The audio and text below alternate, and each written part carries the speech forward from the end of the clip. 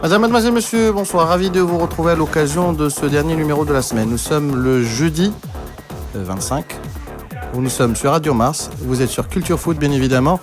Et aujourd'hui, on va parler de nombreux dossiers. On va évoquer la liste des 22 de Dominique Urperli ou la liste de l'entraîneur virtuel, Eric Guéretz. On va, bien sûr, se focaliser sur l'étude de ces joueurs convoqués en équipe nationale, qu'est-ce qu'ils peuvent apporter. On va bien évidemment bifurquer vers la Champions League avec le tirage au sort des phases de groupe, avec des groupes de la mort. Imaginez, Milan, Real, Ajax, 3 champions d'Europe, les plus beaux palmarès de la C1 européenne, la coupe aux grandes oreilles, dans un seul et même groupe. Et puis, en fin d'émission, nous aurons l'occasion de parler de toutes les affiches du week-end sur le plan national, continental et international. Reda Lali, c'est copieux aujourd'hui, hein. Bonsoir à tous. C'est copieux, ouais, tu as raison. C'est copieux. Bah, c'est bien, après être passé à table tout à l'heure, on enchaîne. Non mais là par contre je pense qu'à table c'était pas très copieux avec la chaleur qui règne. Je sais pas qui est capable de faire des ftors copieux là. C'est des ftors de liquide. Ouais, il faut enchaîner. Il faut surtout se dire qu'il va y avoir encore 2 journées de canicule et qu'il va falloir supporter tout ça. Très bien. Aftah Alaoui. Bonsoir à toutes les auditrices et auditeurs de Radio Mars. On retrouve la formule classique. Ah bah oui, mais il faut changer de temps en temps. Toutes ceux et toutes celles. Ah, toutes celles avant, je veux toujours être galant. Toutes celles et ceux qui nous... Chef, déroule le tapis rouge aux auditrices. Voilà. Et demande aux auditeurs de les escorter. Tout simplement. Alors, on va commencer par vos coups de cœur, coups de gueule. Messieurs, à qui l'honneur? Vas-y Reda. Monsieur Alali tiré le premier. Coup de gueule alors, j'ai la liste des joueurs sélectionnés nationaux contre la Centrafrique, la République centrafricaine, pardon. Coup de gueule non pas contre cette liste, on va la détailler, c'est pas vraiment ça, c'est contre l'entraîneur virtuel, c'est contre cette... Je suis désolé, mais j'arrive pas à m'habituer au concept d'un adjoint qui est sur place et un entraîneur officiellement nommé qui n'est pas là. Et j'ai considéré très bizarre la phrase d'un des membres de la fédération, je sais plus qui disait que il l'avait dit en arabe, alors je vais le dire en arabe, Wasa'il I'lam Haditha. Télécommande. Moi je sais pas, je pense qu'il faisait référence à tout ce qui était vidéo, etc. Permettait donc à Guéretz à distance de se faire une idée sur son groupe. Quand je regarde cette liste, que je vois qu'il y a quelqu'un comme par exemple Abdel Fattah Boukhres, défenseur du FUS, assez anonyme dans le championnat du Maroc, je me demande en vertu de quelle expertise, de combien de matchs de championnat on a pu voir et les responsables officiels de la sélection nationale ont pu voir pour prendre cette décision. Et c'est pas personnel, hein. Je me demande vraiment, je me demande sincèrement qui fait cette liste, comment, et je considère comme un petit peu cavalier de nous laisser comme ça poireauter alors que ce bonhomme-là, on lui a déroulé le tapis rouge depuis déjà plusieurs mois. Et voilà, et je pense que c'est pas vraiment un coup de gueule énervé, c'est la raison. Je pense que si on exposait leur situation à peu près à n'importe quel observateur du foot de n'importe quelle nationalité, il trouverait cette situation bizarre, et je la trouve bizarre, et je la trouve de plus en plus bizarre. Voilà, pour être poli. Ouais, elle a été très polie avec toi parce que c'est au RPG qu'il a accompagné ta diatribe. Moi, en tous les cas, je ne vais pas discuter les choix parce que les choix, bon, ça incombe. Pour moi, ce n'est pas l'adjoint de l'entraîneur. Pour moi, maintenant, il fait office d'entraîneur. On va lui faire confiance jusqu'à preuve du contraire. Moi, j'ai un coup de cœur. Par contre, c'est l'appel de Youssouf L'Arabi, que j'ai eu l'occasion de... Bah oui, je vais y revenir. Tous les jours. J'ai un penchant pour ce joueur et c'est... De toute façon, ce que j'ai vu est très prometteur. Et ben, j'espère qu'il va... J'ai vu 2 matchs. J'ai vu 2 matchs, c'est très prometteur. Ben, j'espère que il fera l'affaire. On passe à la télé là. Bah oui. Alors si on passe à la télé, vous pouvez zoomer sur les mains de Abdel Fattah Alaoui. Vous verrez ils ont des taches de plâtre parce qu'il est en train de fabriquer une statue à Youssouf L'Arabi tous les soirs. Tous les soirs. J'ai vu. Tu sais pourquoi, Reda? J'ai vu un énorme potentiel. Toujours est-il qu'il doit confirmer. J'espère qu'il va jouer, qu'il ne va pas faire de la figuration. Et j'espère qu'il va confirmer parce qu'il a vraiment un potentiel énorme. Moi, j'ai l'impression qu'il est parti pour jouer parce que Aloudi n'est pas dans cette liste. Aloudi est blessé. Et si on doit jouer face à la Centrafrique, je me demande si on va jouer avec un seul homme en pointe parce que ce serait manquer d'ambition pour un pays comme le Maroc qui joue à domicile face à une sélection africaine Pourquoi tu parles d'un seul homme en pointe? On peut vraisemblablement qu'on va jouer avec deux ailiers de débordement. Attends, mais on peut. Moi j'aimerais bien. Boussoufa derrière. Écoute, moi j'aimerais bien voir Eshmach et Hamdaoui, les deux en pointe. Pourquoi? Allez, on va détailler la liste si vous le voulez bien, messieurs. On va ouvrir une petite parenthèse pour dire que la première journée est enfin achevée. Hassan Yadagadir, Wydad de Fès, 1-0. Et le marathon de la deuxième journée va s'étaler sur 8 jours. Il reprend demain avec Ouakak. On en reparlera lors de la deuxième heure. Mais pourquoi vous plaignez le marathon? Moi, je trouve que c'est bien en ce mois de Ramadan qu'on a des rencontres étalées.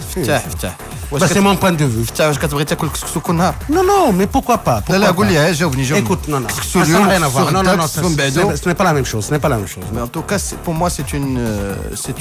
Ça n'engage que toi, mon cher Amine. C'est quand même un feuilleton qui commence l'âme fête et qui finit à.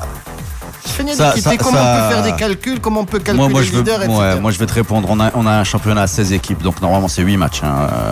C'est des maths, d'accord. Un des sels du championnat, c'est à peu près de ramasser les matchs pour que les équipes en soient à peu près au même niveau physique, qui ont une lisibilité d'un classement. Il est lisible aujourd'hui. Le classement Lyon, il est lisible en fin de journée. Oui, mais bon, c'est pas grave quand on voit les. Sincèrement, c'est pas grave. Un mois, c'est pas grave quand on voit par exemple les championnats européens, ça s'étale de vendredi à lundi, c'est pas grave sinon deux autres jours. Il n'y a pas de vendredi à lundi, il y a samedi, dimanche, lundi en Angleterre. Il y a vendredi, samedi, dimanche en Allemagne. Il y a samedi, dimanche en France. Il y a samedi, dimanche en France. Parfois, il y a des rencontres qui sont avancées à vendredi. Ouais, mais c'est pas grave. En France, non, c'est rare. Non, parce que je veux dire, oui. En France, c'est simple, c'est la D2 qui est avancée à vendredi. Là, on est au début du championnat, on est en place.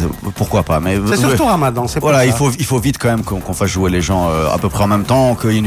Il va y avoir très vite des déséquilibres sur les jours de récupération. On peut pas gérer un calendrier sur 8 jours avec. Là, on prend en compte juste le fait que, par exemple, le match à jouer samedi et Khoribga lundi.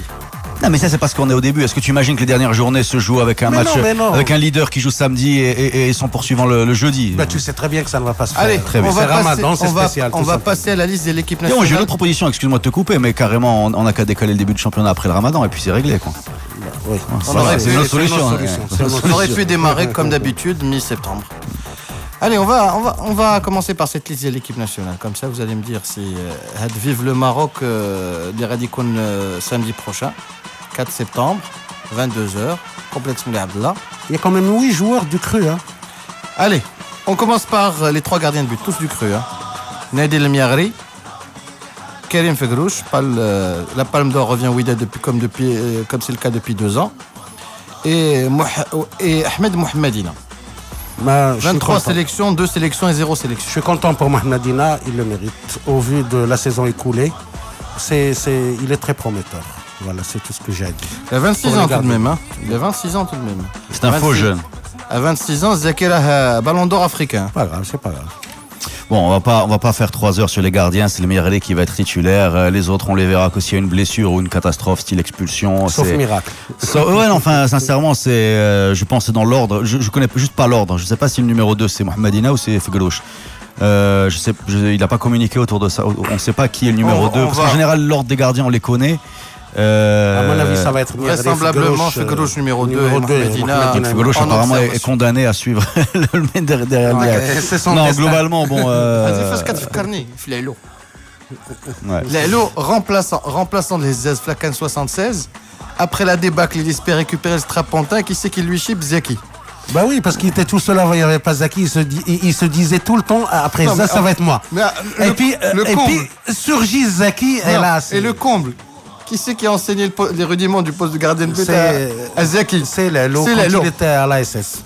On va passer aux défenseurs. Non, mais on peut aussi se dire des choses. Il fut un temps, on avait des numéros 2 et des numéros 3 qui auraient été numéro 1 en 2010. C'est évident. Moi, je pense à Azmi, des gens comme ça, qui étaient... Rafahia. Mais même Hamid, il était sans ses gants, il était meilleur que... Mais bref, le Miagri est titulaire. Le reste, ce serait la conséquence d'un accident. Le Meillari dans la campagne, c'est pas le plus grand gardien du monde du tout. C'est quelqu'un qui est moyen plus. Ça a été à la limite le moins insatisfaisant dans la campagne désastreuse. Il n'y a pas grand chose à lui reprocher. On sait ce qu'il vaut. Bon bah pour le moment on n'a pas mieux. On espère que. Reda, pardon, pourquoi tu es énervé? C'est la chaleur. Je suis énervé parce que le sujet des gardiens de but. Pour pas être énervé, faut pas avoir de nerfs. En principe, tu es plus cool. Non, les gardiens de but. Tu souris même. Ça me déprime. Les gardiens de but, ça me déprime. Ça va le déprimer moins de parler des défenseurs et ça va le réjouir encore plus de parler des joueurs à vocation offensive. Allez, Mehdi Ben Atia, Adil Karouchi, Abftah Boukhris, point de suspension, Mourad Aini, Rachid Slimani, Michael Chrétien-Basser, Chekib Benzouken, Hicham Mehdoufi. Déjà 3 joueurs du Raja à ce poste-là. Ouais, enfin 3 joueurs du Raja, je pense qu'il y a on va ouais, voilà, il y aura probablement Mehdoufi à gauche, comment il s'appelle, pardon, Bassel Chrétien à droite. Je crois que Mehdoufi, pardon de t'interrompre, c'est le seul arrière latéral gauche ici. Karouchi et même Boukhris. Boukhris joue à gauche au feu. Boukhris, moi je veux dire la vérité, je ne connais pas. Je ne sais pas où il joue. On a beau faire le maximum. Alors tu ne peux pas le juger. Mais non, je ne le juge pas. Mais en même temps, si on l'a jamais vu, c'est que... Reda, tu vas regarder le match d'Asfarx Malefus le samedi prochain, après-demain, 20h30. Et tu auras une idée sur ce néo-international. Très bien. Alors, on peut déjà pronostiquer sans grand risque qu'on va avoir 2 latéraux qui sont Mehdoufi et Michael Chrétien-Basser. On peut pronostiquer Ben Atia dans l'axe. Alors il y a un poste à prendre. Benzouken ou Aini. Ouais, je sais pas. J'ai du mal à imaginer qu'on fasse démarrer Aini comme ça à 30 ans. Non, mais Aini a quand même fait une bonne partie de la campagne avec Jamel. Moi, je suis toujours sceptique sur les qualités défensives de Ben Atia. Non, de Mehdoufi. Ben Atia, c'est mon point d'interrogation. Mais Mehdoufi, moi, je suis sceptique. Je suis très sceptique. D'habitude, tu es plus croyant que ça. Ouais. Non.